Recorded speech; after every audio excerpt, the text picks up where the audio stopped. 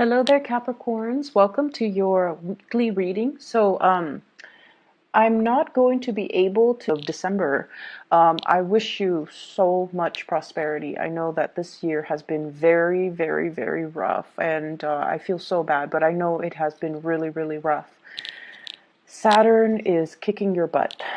And I feel for many of you, this is a major, major pivotal turning point in your life where you are forced to grow up, where you are forced to, deal with things, and you're forced to kind of like maintain your composure. That's what it feels like. It's all like, it seems to me like everything around you could be this whirlwind of activities, and it's really important for you to just, get through the day, go through the motions, one day at a time, one foot forward, and things like that. So I definitely feel like, your grace, your inability to let things frustrate you, I feel like that's really going to help you navigate, the rest of this year.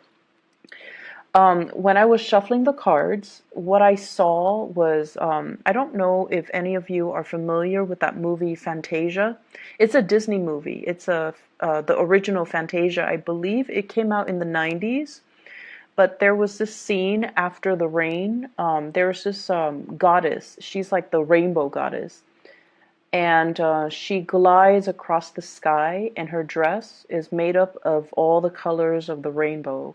And she glides across the sky after a really, really stormy, violent rainstorm.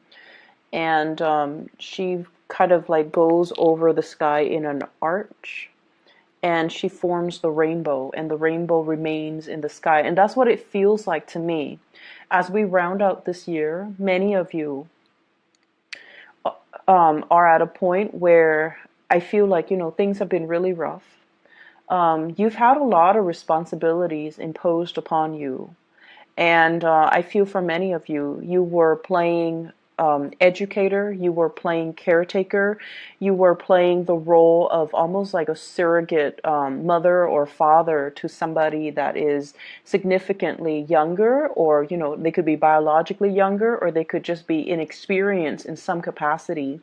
And you had to, show the way for another person. And so it forced you to be responsible. It forced you to, know what you're talking about before you relay information or give out information to this person. So you had to like keep yourself in check. You had to be responsible. You had to do your due diligence to make sure that the information you're given is correct, or you're giving to other people is correct. You also had to make sure that you're on your A game, that you're on top of things, taking care of responsibilities. So what I feel though is, as we round out this year, many of you are at a point to offer. Many of you are very, very hopeful, kind of like that rainbow at the end of a very, very violent time period where there's a lot of winds, a lot of turbulence, a lot of rain, and just, like a very unsettled environment. Okay, so it's almost like rounding out this year, we're very hopeful for the next, and we're more hopeful that we're going to do things differently. We know what works and we know what doesn't. We know who's still around and we know who's no longer in the picture, and we also know what we're capable of, because Saturn is a taskmaster. It forces you to grow up. It forces you to kind of like face your fear. It's almost a planet of karma as well. So whatever was not wrapped up before, I feel like, there was this cyclical pattern about things reemerging from your past that you had to deal with. For some of you guys, this is sort of like something that you needed to take care of, because it boosts your career. It boosts your social standing, professional standing. You had to do it. So for some of you, it could be like going back to get that certificate, going back to school to get that diploma, going back to, do some type of a training. And then for others, it's like dealing with karmic issues when it comes to, I honestly feel for many of you, you guys are so stoic you handle a lot, but you never complain, you never whine, you take it in great strides. And I almost feel like, in a way, it is so refreshing to see, a sign that is so strong and able to not buckle under pressure. But at the same time, I almost feel like you're wound a little bit too tight this year. And you need to find that emotional outlet, okay? You need to find people to confide in. I'm sure you are more than capable of handling everything on your own, but I also feel like a little bit of your emotional needs, being able to vent to another person, being able to voice your frustration. I feel like you hold a lot of stuff in, and it's important to release, okay? And it's important to also say, tell yourself, I'm only human, I make mistakes, and I have to forgive myself for these mistakes, okay? Acknowledging it, and even saying that little sentence to yourself, I'm only human, I'm going to make mistakes, and it's okay, I forgive myself. I feel like it's going to take you a long way, because it allows you to acknowledge what went wrong, and it allows you to also come to the realization that you don't need to be so hard on yourself. Okay, so what I am seeing in the spread is I almost feel like, from the outsider's perspective, people around you, family, friends, lovers, co-workers, everybody around you, they see you as a pillar of strength and stability. And, rightfully so. They never see you frustrated. They never see you like angry, upset, or, emotionally irrational. They never see you break down in tears. They never see you chastising somebody, or blowing up at another person because you're frustrated with them. They see someone who's very solid, who's very emotionally stable, who is very competent, able to take care of everything, the little and the big things. And they also see you as someone who is like very live and let live, very chill, but at the same time you get things done. And people around you are very amazed by your capabilities to keep all the balls in the air, to keep all the discs spinning, to keep all your responsibilities, like to tackle all your responsibilities, but at the same time, very laid back. And they don't know where your inner strength comes from. They don't know, they don't understand, and they wish they knew. They wish they could unlock that secret so that they can do it for themselves. So the way that you are coming across here, we have the Queen of Pentacles, very financially stable. And this is a card about generosity as well. And I do have the Six of Pentacles. But this is a queen that is very abundant. So this is your energy. You are very, very abundant. She's holding on to a lot of fruit. And whenever I see food, this is somebody that nurtures, loves, and takes care of other people. They take care of other people's physical needs, okay? So like if you have a friend over, you're like, do you want something to drink? Let me cook you something. So you are somebody that, you like to share food, you like to share conversation, you like to make other people comfortable. And in a way, you like people to come to your home and to be able to, share your environment with them. So your doors are always open. So if you have an office, your door's always open. Coworkers can come in, pick your brain, and then leave. And I feel like, the environment that you're in, the household, wherever you live, it seems like, there's no shortage of food. Okay. So I don't feel people living in abject poverty, and I don't feel like you're lacking anything. So people see you as someone who is very resourceful, and your home is just a really safe haven for others to come to. Your home, your office, wherever it is that you consider, like your space, it's always open and available to other people. You yourself, with the Empress, you're always open and available to other people. This is kind of like, being, I feel like career-wise, you guys are in a position where you're able to listen to other people's problems and you're able to give them a solution. So I don't feel like a therapist vibe, but I definitely feel like somebody who is, it's almost like the work that you're doing, you can do it blindfolded. You're at a point where you know what you're doing. You don't have to ask your supervisors about, am I doing this right? You're very sure about what you're doing, and you, in a way, have mastered the work that you do. And so with family members, they also see this about you. They see you as someone who's very generous. You're able to give gifts, you're able to give advice, you're able to give expertise. And, honestly, they feel, some of you, you might have been the one that has the most success in your family. So for some of you, you might have had like the highest level of educational attainment.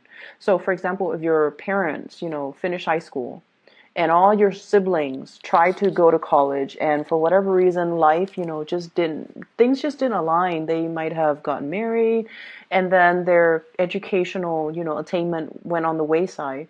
But I feel like for many of you, your family members look at you as the person that has made it, the person that is the most successful, the person that is kind of like, we all have those siblings that are like the black sheep of the family. But I feel like the people in your family, they see you as someone who's made it. Okay, they see you as someone who's successful, and there's some type of a pride associated with that too. And I feel like, it really boosts your self-confidence being around family members. But at the same time, I feel for many of you, you want to be the positive role model. You want to encourage others. You want to provide others with advice and the tools necessary so that they can exceed you. And you could be doing this to your extended family members. So this could be little brothers or sisters. You're trying to encourage them to get to where you are. You're trying to encourage them to stay in school. You're trying to lead them and play a mentor to them about what career track to take so that they are financially sound. And if you have, younger like significantly younger siblings or nieces and nephews, and even your own child, you're grooming them, you're trying to encourage them. And I definitely feel you're giving their parents practical advice as to how to raise them. Not that you're stepping on anybody's toes, but I feel like your words have a lot of weight. Your advice, your counsel has a lot of weight, okay? And I feel like you're very well regarded and respected in your family unit and in your work environment. What I do feel for many of you is there is an escalation when it comes to your financial earnings. So I don't know if many of you are getting like a pay increase, if you're getting some type of a bonus, because we have a financial windfall coming into the picture. So this is the Six of Pentacles, generosity coming through from an institution. So for some of you, this could be, financial aid coming through from a financial institution. This can also be if you're working in some type of if you're working in an institution, especially, federal, state, local, citywide, countywide, whatever the capacity you're working in, company, even private sector, there is a financial windfall. And I feel like for some of you, it could be bonuses. It could also be like a pay increase. And it could also be, just like some type of a royalty check coming out to you. And I feel for some of you, there's some type of a mystery associated with it. So you might not know how much it is. They might have told you, yeah, you're getting a bonus, but you might not know how much it is.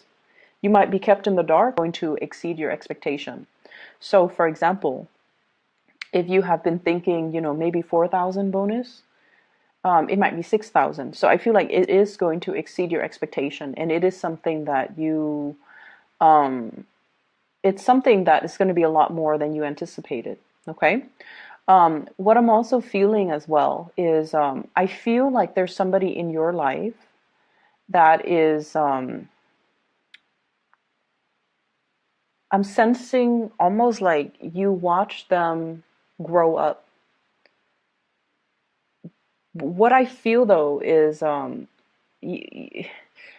I don't see so much a children vibe. I just feel like you watch them start out with like a lot of inexperience. They don't know what they were doing, and Day after day, you guided them, you mentor them, you provided direction for them, you provided counsel. And I definitely feel like, this was your own personal project. And you worked really, really, really hard at it. And now they have flown the nest. That's what it feels like to me. Now their life is really taking off. Now they're like at the peak of their career. And there's definitely this sense of, maternal, paternal pride. Even if they're not your child, I feel like it's not a child.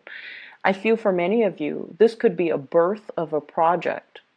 Like you worked really hard at it and you built it from the ground up slowly, slowly, slowly. And, it gained traction, it gained momentum. You kind of like, uh, when things culminate and you're able to, reap what you sow. And I feel like it's a really, really financially lucrative time. And it's also a really, really good sense of like closure because you spent a lot of time on it. You nurtured it from the ground up. And I feel like it's going to exceed your expectations, okay? For some of you, I feel like it's somebody that you watch grow, like you build up their self-confidence, you taught them everything that you know, and then for others, it's like birthing a new project. Like it could be self-employment, it could be, some type of hobby that you're doing, and it's really starting to take off, okay? What I do feel overall is when it comes to family, there are worries. There are worries, and I feel like it's deep-rooted worries. I don't see health issues. I don't see health issues. I don't see family drama. I do see you saying a lot of prayers for your family.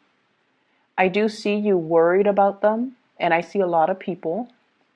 I see you worried about, you know, I want their future to look great. I want them to be okay. I don't know how that's possible, but so the train of thought that I'm hearing, okay, is Capricorn, you're praying that I want my family to be okay. I want them to, take care of each other. I want them to succeed. I want everyone to make a lot of money. I want everyone to be financially stable. I don't know how that's possible, but that's what I really truly want for them because they're really good people. So at the bottom, at the foundational level, you have like a lot of good people in your family, but you're worried about their financial future. They could be so generous where they give the shirt off their back and they don't really leave a lot to themselves. They could also be really, really poor financial manager, not because they're squandering their wealth or anything like that, but because they're lacking in the same sense of financial savviness that you have. Okay? So I do see a lot of worries when it comes to family, and I feel for some of you, mom and dad. And mom and dad, they see you as, the person that has made it. They don't see you as the black sheep of the family. They see you as the most successful child. They're so proud of you, and they don't expect you to, make a lot of money, buy them a home, buy them a nice car, or even ask them to move in and live with you so you can take care of them. They don't even expect that from you. They want you to be okay. They want you to be happy. They want you to be successful. You have some really strong parents for many of you. Like they're either very, very stubborn or they are very strong. Like I do feel like almost this sense of it feels to me almost like a royal lineage. Okay, what I have here is the Empress. And I also have the Emperor. And what this denotes to me is it's family that are, traditional family, like gender roles when it comes to mom and dad, okay? One person takes care of the home and the children, and the other person brings home the money. But I also feel there is a very, it's like a situation that works really well. And it almost harkens back to, a different generation, a different time, a different time period, or a different type of agreement where it works out between two people because they embody the true gender roles. But I also feel, physically they're very strong. They could be just very strong physically. They come from some type of a royal lineage, or they have really good genes where there's a sense of like longevity. So they might live, until their 90s. So I definitely feel really strong parents that are physically strong and mentally strong. So they might not suffer from, degenerative diseases. So you come from really good genes. And I do see like a really pure gene pool where you don't have these, medical conditions or family history with a lot of medical conditions. Okay. And as a result of that, your parents, they're going to live a very, very long life, and they don't expect you to take care of them. You want to. You so want to, because you're very, very, very loyal. And I do see you worrying about them, and I do see you're not worried about their health. You're worried about your family's financial future. You're worried about your siblings. You're worried about your parents. And I feel almost like it's definitely been a major, like the worries, the fact that you want them to be well, the fact that you want to be able to take care of them. For many of you, it's almost like that was what drove you to succeed in life. That was what really drove you to get that degree, to progress, to, seek out that job, seek out that new job, seek out the job that pays more, and to kind of push yourself out of your comfort zone so that you can earn a lot more, so that you can take care of the people that you love. Okay. For those of you who are, in relationship, your relationships are very, very stable.